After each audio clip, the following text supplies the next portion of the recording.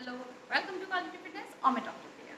आज इस वीडियो में हम हील पेन से संबंधित जो हमारी कुछ मिस्टेक्स हैं, कुछ गलतियां हैं अपनी डेली रूटीन की लाइफ से, कि वो किस तरीके से हमारे हील पेन से जुड़ी हुई हैं, उस बारे में बात करेंगे।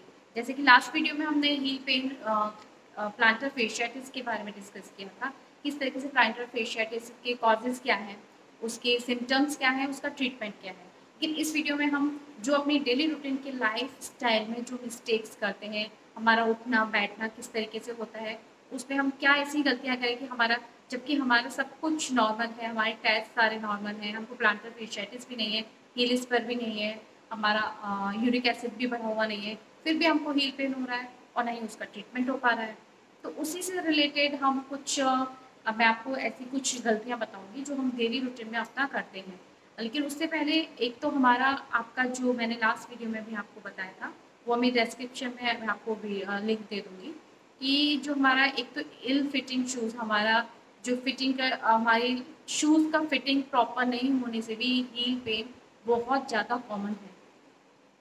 और कंटिन्यूस आप जो अपना शू चेंज करते हैं, फुटवेयर जो भी है आपका, शू है, सैंडल है, लेडीज़ जो चप्पल पहनती हैं, सैंडल्स पहनती हैं, वो कंटिन्यूस चेंज करना बहुत ज़्यादा ही गलत होता है। वो आपके हील पेन को बहुत ज़्यादा इंक्रीज करता है। सिर्फ हील ही नहीं, आपका पूरा सोल में भी आपके आगे जो फ्रंट में मेटाटार्सल होते हैं, मेटाटार्सल जियर भी होना लोगों का बहुत ही कॉमन है। उस वजह से कंटिन्यूस आपका सोल एक सोल, आपकी इंट्रिंसिक मसल सोल की वो एक प्रॉपर शेप में आने के लिए आपका शूज़ में फिट होती है।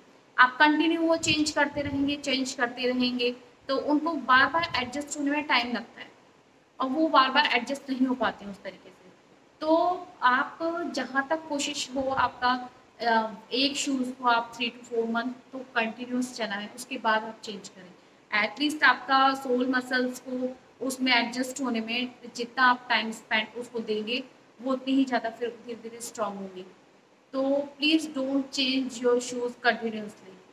एंड सेकंड टर्म जो है आपका सिटिंग का, वो मैं अभी आपको बताती हूँ किस तरीके से हम बैठते हैं तो हमारा हील पेन बहुत ज़्यादा इंक्रीज हो जाता है। देखिए, नॉर्मली क्या होता है कि हम लोग घर में इस तरीके से एक पैर के नीचे आप अपना दूसरा पैर, आपकी इस पैर की एड़ी, आपने इस पैर का इसके ऊपर पूरा वेट दे दिया अपने दूसरे पैर का। हम लोग घर में नॉर्मली हम लोग इसी तरीके से बैठते हैं। ये हुआ हमारा बैठना। या फिर हम जब पालती मार के बैठते हैं तो हमारा ये वाला जो पैर है, ये आपका एक ये वाले पैर की एड़ी इस पैर के नीचे दबी, वो भी इन्वर्टेड पोजीशन में।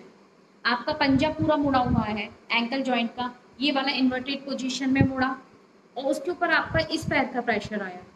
तो उस वजह से मेनली, और कंटिन्यू इसी पोजीशन में, जैसे लेडीज बैठी हैं बातें कर रही हैं, या फिर आपका कोई बहुत देर लॉन्ग टर्म तक कोई आपका सिटिंग वर्क है, इस पोजीशन में बैठते हैं आप। थोड़ी देर बैठना एक अलग चीज़ है, लेकिन ये बैठ के आप लॉन्ग टर्म कोई पूजा पाठ है आपका जो भी है, लेकिन इस पोजीशन में कंटिन्यू आपका फुट इस इन्वर्जन पोजीशन में रहेगा और दूसरे पैर का इसके ऊपर आएगा।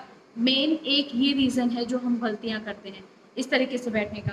तो आप या तो आप इसको इस तरीके से रखिए आगे की तरफ, इस पैर के ऊपर ये ना दबाकर आप इस तरीके से बैठिए। और जो आप कंटिन्यू घर में भी हम लोग इस तरीके से बैठते हैं, ऑफिस आवर्स में भी कभी कभी इस तरीके से पोजीशन भी ये ले लेते हैं। तो इसको हमको हील को दूसरे पैर से प्रेस नहीं करना है, हमको इस तरीके से रखना है। आप इस पैर को थोड़ा दूर रखिए इससे, पर इसके ऊपर इसको प्रेशर देके और इस तरीके से कभी भी नहीं बैठना है, क्योंकि ये मेन रीज़न होता है आपके हील पेन का। जब तक आपको कोई भी आपका क्लिनिकल सिम्टम्स नहीं है, आपको कोई भी टेस्ट पॉजिटिव नहीं आ रहा है, लेकिन ये कुछ ऐसी मिस्टेक्स हैं बैठने की, आपकी सिटिंग की, जिसकी वजह से आपका हील पेन होता है बहुत ज़्यादा। कंटिन्यू इस पर प्रेशर बनता रहेगा, और जबकि आपका एंकल का पोजीशन भी इन्वर्टेड हो रहा है, वो प्रॉपर पोजीशन में ही नहीं है। तो इम्प्रॉपर पोजीशन होने से, और इम्प्रॉपर पोजीशन पर आप उसको प्रेस कर रहे हैं, जब उस पर प्रेशर पड़ता है तो वो हील पेन होना बहुत ही कॉमन है। और जबकि आप इसमें आपकी हैवी बॉडी होगी, हैवी बॉडी होने के बाद आप इस पर और वेट देंगे, तो आपका पूरा प्रेशर इसके ऊपर जाएगा आपके हील पर। तो इस तरीके से आप कुछ, और या फिर आपका लॉन्ग स्टैंडिंग पोजीशन है, आप काफ़ी देर तक खड़े हुए हैं, खड़े खड़े कुछ काम कर रहे हैं, तो वो भी बहुत गलत है। बेयर फुट जो आप घर में घूमते हैं, बेयर फुट रह के ही आप खड़े होके कुछ ना कुछ काम कर रहे हैं, पूरा प्रेशर आपका, जैसे कि लास्ट वीडियो में बताया था मैंने कि आपका प्लांटर फेशियाटिस होने का भी मेन रीज़न बेयर फुट है। जब आपको प्लांटर, जी हाँ, जैसा कि मैंने आपको प्लांटर फेशियाटिस के बारे में बताया था, प्लांटर फेशियाटिस की इसमें भी हमको बेयर फुट में नहीं रहना है। होता क्या है कि हमारा प्लांटर फेशिया है वो मेटाटार्सल बोन से रन करता हुआ हील बोन के साथ अटैच होता है। तो वो जहाँ वो अटैच होता है वहाँ इन्फ्लामेशन हुआ है, अभी हमको इन्फ्लामेशन है, और इन्फ्लामेशन जब रहेगा तो फिर आप बेयरफुट घर में वॉक करेंगे, तो जब आपका हील डायरेक्ट कॉन्टैक्ट सरफेस के कॉन्टैक्ट में आएगा तो उस पर कंटिन्यू एक स्ट्रेस बना रहेगा। जब वॉक करेंगे बेयरफुट तो उस पर जब स्ट्रेस आएगा, स्ट्रेस आने से वो इन्फ्लामेशन आपका रिकवर नहीं होगा, जल्दी से हील अप नहीं होगा। तो बेयरफुट नहीं रहना है, not only in plantar fasciitis case. आपको हील पेन को ज़्यादा से ज़्यादा अवॉइड करना है तो आपको बेयरफुट नहीं रहना है। सॉफ्ट कुशन वाला चप्पल आता है जिसका अपर पार्ट आपका सॉफ्ट रहता है, कुशन वाला, तो वो यूज़ में लेना है। हार्ड सरफेस वाली स्लीपर्स को, शूज़ को आपको अवॉइड करना है। एकदम सॉफ्ट वाला कुशन वाला चप्पल आती है वो यूज़ में लेना है। और बॉटल आइसिंग का जो, जैसा कि मैंने आपको बताया था कि बॉटल आइसिंग के साथ किस तरीके से एक्सरसाइज करनी है, वो हम डायरेक्ट अप्लाई भी आइस कर सकते हैं, लेकिन इसमें हमको बॉटल के साथ, आइस बॉटल के साथ हमको एक्सरसाइज भी करना है। उसका बहुत डीप इफेक्ट आता है, मेटाटार्सल्स के केस में भी बहुत अच्छा इफेक्ट आता है।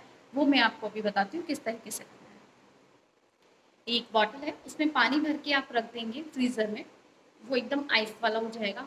फिर हमें इसको एकदम ऐसे फ्लोर पर रख के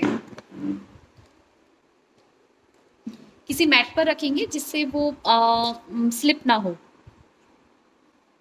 और उस पर हम अपना हील टच करेंगे। हील पर टच करते हुए हम उसको पीछे तक लेके जाएंगे, और जब वो पीछे आ जाएगा, टोज हमारे जाएंगे, तो टोज को हम उस पर कर्ल कर लेंगे, अपना ग्रिप करने का कोशिश करेंगे। फिर इस तरीके से फिर से हील अच्छे से प्रेशर के साथ, इसमें अभी थोड़ा मेल्ट हो गया है आइस, इस तरीके से। तो मेटाटार्सल्जिया में भी हमारा बहुत इफेक्टिव रहेगा ये, और पूरे प्रेशर के साथ, अच्छी प्रेशर के साथ इसको करना है। तो ऐसे ही 10 to 15 रिपीटेशन हमको करने हैं। 10 to 15 रिपीटेशन होने के बाद लास्ट में हमको इसको हील पे जाके फिर डीप एकदम प्रेशर के साथ इस तरीके से सिर्फ हील ही हील पे करना है,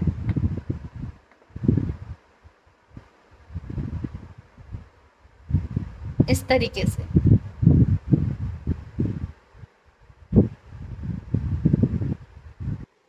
तो इस तरीके से हमको बॉटल आइसिंग के साथ एक्सरसाइज आप एक बार करके देखिए, फिर उसका इफेक्ट देखिए, बहुत ही अच्छा इफेक्ट आता है। एंड वीडियो आपको अच्छा लगा हो तो like and share. Thank you.